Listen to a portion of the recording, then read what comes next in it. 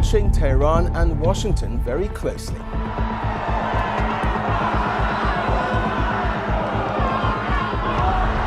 یک توصیه هم به رئیس جمهور متوهم آمریکا دارم.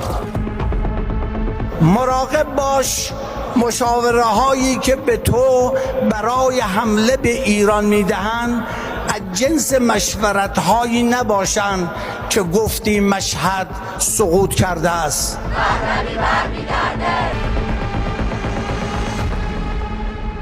Every empire falls not just from bombs, but from within. And today, the burning question is this: will Iran's regime collapse? Is the Islamic Republic heading toward change? Or will it survive against all odds? Let's decode the story. Iran's regime has stood for more than 4 decades, surviving wars, sanctions, and uprisings. Yet the pressure today feels heavier than ever. The United States and its allies have waged economic warfare, choking Iran's oil exports, isolating its banks, and weakening its currency. Inflation has soared, unemployment has spread, and ordinary Iranians are struggling to make ends meet. The turning point came in 2018, when Washington abandoned the nuclear deal and reimposed maximum pressure sanctions. Overnight, Iran's economy was thrown into crisis. But despite the pain, the regime endured. Why? Analysts point to 3 critical pillars of survival. First, oil and shadow trade. Even under sanctions, Iran found ways to sell oil through hidden channels, often to China and other buyers willing to defy U.S. pressure. Smuggling networks, proxy companies, and covert shipping routes kept cash flowing. These shadow trades became lifelines, ensuring the regime never completely ran out of revenue. In fact, sanctions created a parallel economy that thrives precisely because it operates in the shadows. Second, state control of the economy. Iran's ruling elite, especially the Revolutionary Guard, controls vast sectors: energy, banking, construction, and more.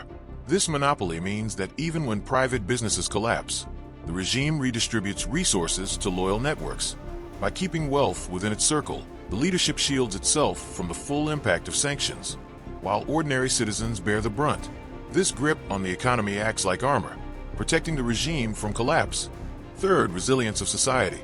Iran's people have endured crisis before: 8 years of war with Iraq, decades of sanctions, and repeated political crackdowns. Many adapt through informal markets, currency exchanges, and local trade. This resilience blunts the impact of external pressure, even as frustration grows. But cracks are showing. Protests have erupted again and again, sparked by fuel prices, inflation, and demands for freedom. Each wave of unrest raises the question: can economic collapse trigger regime change? Globally, the stakes are enormous. If Iran's regime were to fall, the balance of power in the Middle East would shift overnight. Oil markets could destabilize, rival powers like Saudi Arabia and Israel would recalibrate, and global energy prices could spike. For Washington, regime change would be seen as the ultimate victory of economic warfare. For Tehran, survival would prove that sovereignty can withstand even the harshest sanctions. So what does the case study show?